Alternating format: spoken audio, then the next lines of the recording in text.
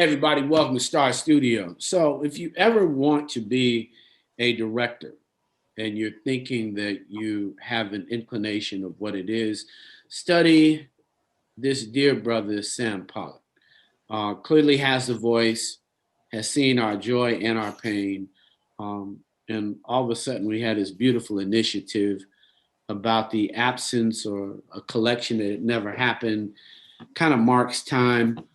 As a director, what is this piece? How did you even come up with the title? Um, what should we take away from this, Sam? And thanks so much for hanging out. We're rolling out in Star Studio.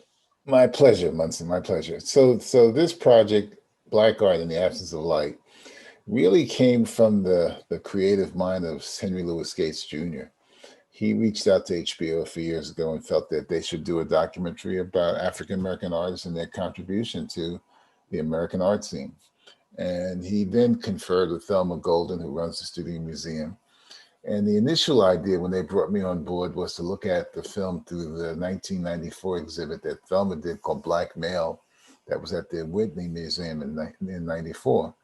But Thelma felt that was too narrow. So she suggested we frame the documentary around this 1976 exhibit curated by the artist and historian, the late David Driscoll, titled Two Centuries of Black American Art, where he looked at African American artists from the 19th and 20th century, people like Selma Burke and Elizabeth Catlett, August Romeo Bearden, Jacob Lawrence, John Biggers, Aaron Douglas. And it was just a wonderful exhibit where he really had an opportunity to showcase all these fabulous artists. So we reached out to him. I met with him in New York City, where he had a small apartment in January of 2019. We had a lovely dinner together. He talked about the genesis of his project, the artist he put into the exhibit. And then I said to him, well, if you're up for it, let's go up to your house in Maine in the summer and sit down and do a real long interview about the genesis and the creation of Two Centuries, which we did. We went up to his house in Portland, had a wonderful time in his studio, him doing a long interview, him showing him at work. And then we reached out to a bunch of contemporary artists to talk about the legacy and the impact of Two Centuries on their work, like Kehinde Wiley, Amy Sherald, both of them who had done the Obama portraits, Jordan Castillo, Kerry James Marshall, Carol Walker, Carrie Mae Weems, Hank Willis Thomas, and then some other people like Swiss Beats, who's a major collector, some great art historians like Richard Powell and Mary Schmidt Campbell and Sarah Lewis. So it was really a documentary that celebrated our artistic expression through the visual arts. Radcliffe Bailey. And Radcliffe, that's right, man, Radcliffe. Now, you Wonderful can't artist. leave out the homie here in Yeah. ATL. So You ever been to the studio, man? couple times, Oh, it's we got a few fabulous, man. friends. Yeah. I've been in a few corners, Sam. I ain't bent up in your spot yet, but after this damn COVID, I'm gonna hunt you down, homie. That's Yeah. gonna happen. But Yeah. Well, I spent a lot of time in Atlanta, man, the last 5 years doing the Maynard doc yeah, and doing Atlanta's the Lost Children, Missing and mhm. Murdered, the Lost Children. That was the last time we talked. I really loved the humanity that you brought. Um, the piece, I enjoyed the movement. It was wonderful. The conversation, obviously, which is after the doc, is great. Right. I think the transference, the Astor kind of talked about, and you allowed him to have this conversation of art in a way that I think brought life to something that we hadn't seen before, which is kind of like a Black Potter extends this voice, that material and matter are all this energy. And now I've moved to transform lives and the intersection of collaboration and collaborative identity, Black identity, and who and what it should be. Um, as a director, you tend to give our voice a home. You built this art house in this documentary, and I'm not sure if you know that, but you built an art house that probably has 1,000 rooms for us to go see ourselves in that we couldn't see if we just stop and investigate, stop and Google. Why was that? Because I thought that was probably the most masterful thing. I saw an entire art house that you created in this entombment of this documentary. Yeah, well, I felt like it was important to really see so many of these artists in their process at work, and to see, the fact that we as a people aren't monolithic, that we have different ways of expressing ourselves. The way Theaster expresses himself is different than the way Radcliffe does, or different than the way Cara does. And I just felt that was an important opportunity to do that. I mean, and I know this could have probably been a 4-part series if someone was going to bankroll it, but we were trying to do it within this hour and a half to really, really extol the wonder and the power of these fantastic visual artists. Yeah, when I think of we've got a new virtual platform that we're launching in 2 months called Hotel. But I saw this huge art museum that you erected. You took people in their studios, and each time I'd go in the door, I would walk away with feeling like I actually had a meeting and an experience That's inside. right. That's Uh, exactly the uh, idea. and That I was the idea, include, Munson. yeah, and That was so definitely the idea. yeah, I mean, so it was. Go ahead. the opportunity to go to spend a day in Radcliffe's house, to go to Kerry James's studio, to spend a day with Amy, or a day with Jordan Castile, and to go to the Astor's place in Chicago to see him doing so many various things: the clay, the woodwork, the quarry. I mean, this is like one of the great jobs I have, man. To tell our stories. This is always a wonderful job for me. Yeah, I got it, but I think even the players that people had not understood, you took it further, which I think is the visit to the studio and somebody who was not living. Obviously, David, what I loved about what you didn't lay or lean on the conversation, but you showed images that people had never thought had been painted by Black people. So That's this right. is an education that's like, well, let me take you on this senior visit to the penthouses where the gods were painting white people, but these are Black people. Or did you know, by the way, that your child is drawing those trees and oceans? They really are landscape artists. And here is the name of this landscape artist, which Right. obviously I'm remiss from, but I'm going to go back and study. Robert Duncanson. Robert Duncanson. Yeah. So here you are. And then I forget one of the guys, he was so freaking cool. And you had him just doing his brush. Richard And he, Mayu. It's yeah, Richard Mayu. and Yeah. he's doing his brush like a player. And you're like, thank God, here are free people, free minded, and clearly are doing all of what we would do if the world would ever shine a light, but they're being a beacon of light for anybody that comes in or around, behind, or meets, or chooses to look. And I think that's the catchiness in the name. Will you take a look? Well, the title came from Theaster, what Theaster Yeah, says at the end of the film. right. We're working in the darkness. People don't recognize it. That's why we have to continue working in the absence of light. I mean, I thought when my wife heard that title, she said, that's the title of the film, you know. So, this to me was one of those treasured moments for me, man. This was 6 months of traveling around from New York to Chicago to Atlanta to Los Angeles to San Francisco to document all these people. And there's some people we left out that we couldn't get in, man, like MacArthur Binion and Mary Lovelace O'Neill, Yeah. and Nick Cave. So it was one of those wonderful experiences, man. You can't ask for a better kind of gig. Yeah. Nah, the list would have gone long. Oh, it could have been longer, It, longer, it, longer. it would have been, and you're right, HBO definitely needs to come back and um, visit that, because Yeah. it's amazing, and you allowed everybody. I didn't get bored. No, good. You're like, I actually didn't get bored, which is the thing that I want. But I love, man. I want to thank you for the light and the once again the balance of your films that really give women a voice. Like Black sisters can never say that even though it was a brother who made this doc, he didn't recognize the contributions of women, which Oh I yeah. think in this moment of the hot book, Alicia Garza talking about the purpose of power and patriotic, I really, and then you allowed a woman to say, yes, this happened to me, which I thought was so beautiful. It's That about Faith Ringo. Yeah, when you Right. let Faith say, and these brothers was just wrong, but they were wrong to Shirley Chisholm. They That's weren't right. just wrong to you. They didn't know no better. They still had bad habits, you Yeah, know. that's right. That's right, man. And it was courageous for, I mean, Faith is a phenomenal artist, man, a phenomenal activist. So I had to include her in the film, man. Yeah, now and I love the fact that you allowed her truth to be told. I Oh mean, yeah, we I think sometimes we omit the truth and nobody can hear it, but it was her truth. that's right. And I thought that to me, just watching it, for those who are working to be current in our art, current to make sure that we're healing as we're enlightening.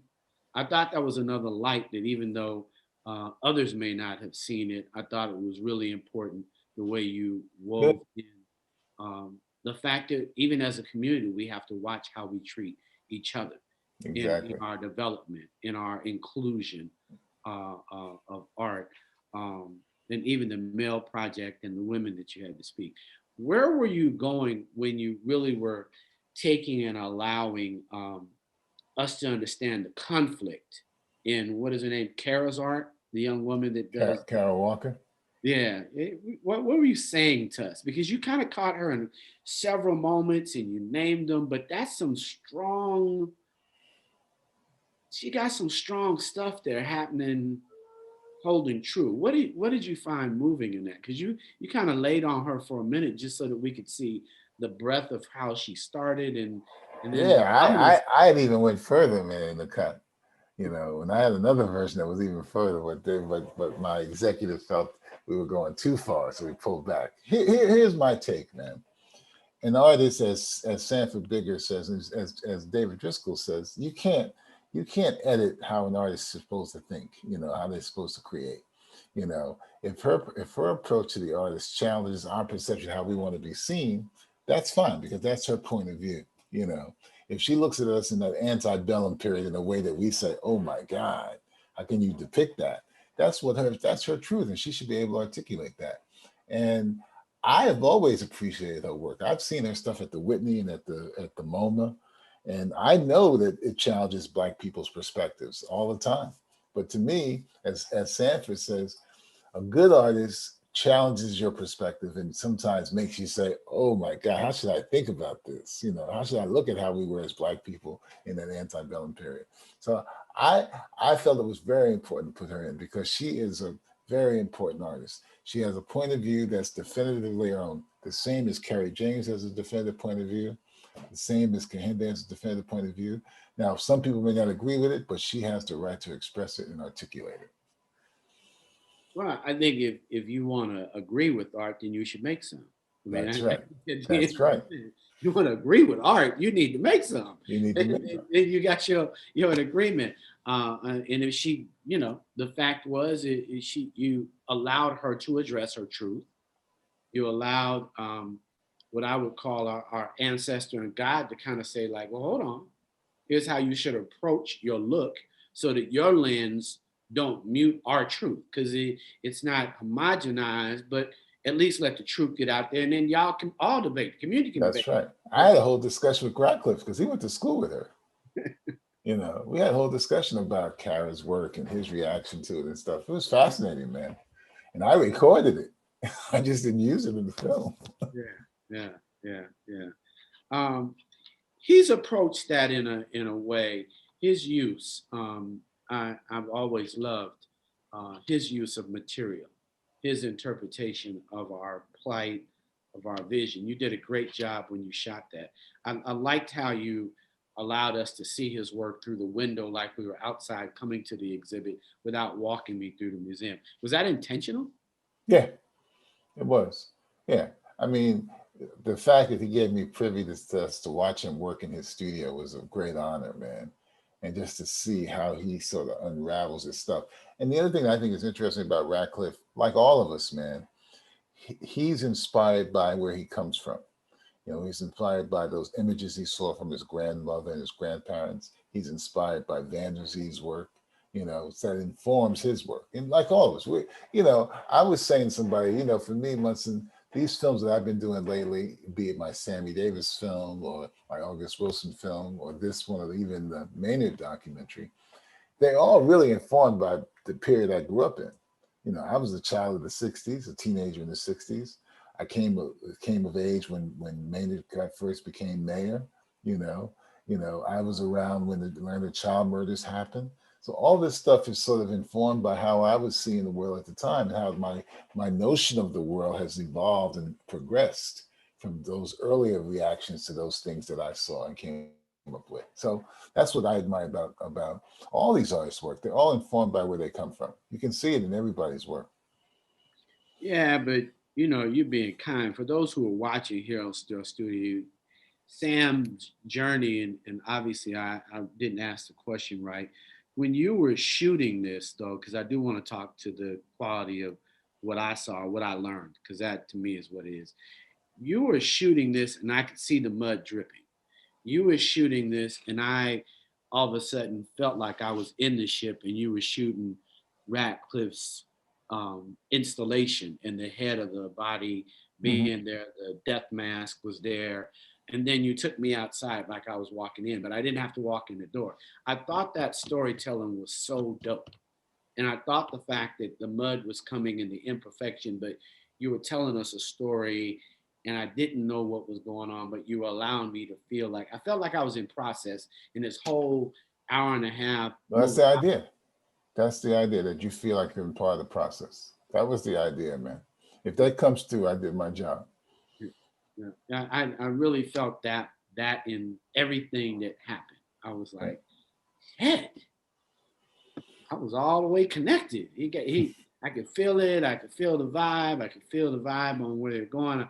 I could feel the art. The collector kind of threw me off. I was a little, because here he was talking about collector but I realized that had we not had a collector who could talk about the art, then the total transformation and transaction would not have been real. So That's then I right. got that. And I was like, Right. well, why is it? Yeah. Then he began to talk and appreciate. And then I realized that that's part of why we're in the dark because they're not collecting and they're not buying. So then you kind of answered that question in there. Right. Right. What other questions were you trying to answer or share so that when white people looked at this, they would have a role of what their next step should be because you told the story like, and this is next. What's next? Because you literally kind of educated during the process. Yeah, this is what's next, as far as I'm concerned, once and that constantly white people should understand that our history, be it in film or music or in the arts, visual arts, is really a part of American history. And you can't separate it. I mean, you and I grew up at a time where we were told day by day that the history that we should think about is white history, right? That's all we were told. When you saw the television, when you read the books, white people, white people, white people. And if you were lucky and you were fortunate, someone took you to, Zora Neale Hurston or Richard Wright or Ralph Ellison, and then you got Maya, and you got all the other great writers.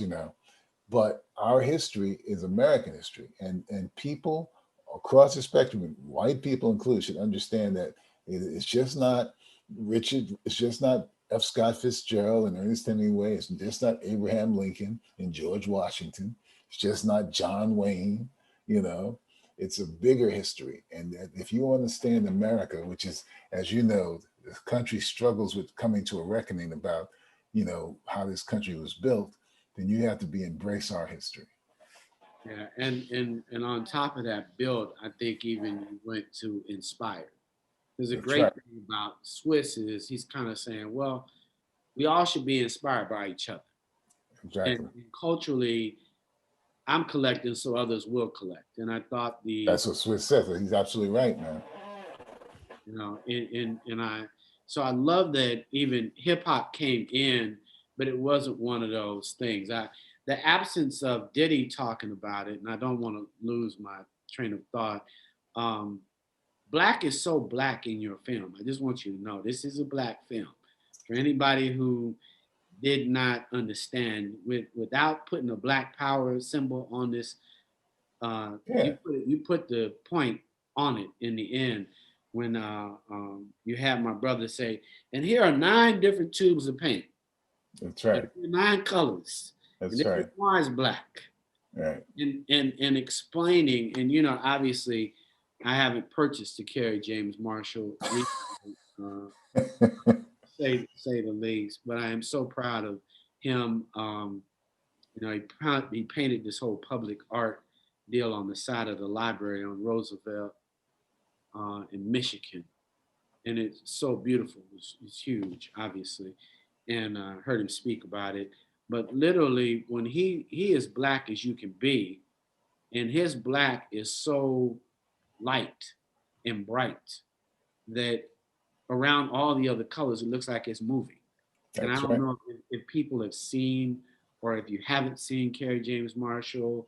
Um, you know, obviously for me, there were a couple of people, Margaret Burroughs, who built the first Black museum ever in America, uh, Hmm.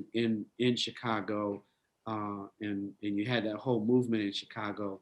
So Kerry is right; he lives right down the street from her in Michigan, one of his houses, probably one of several, but at any rate, he was in that area.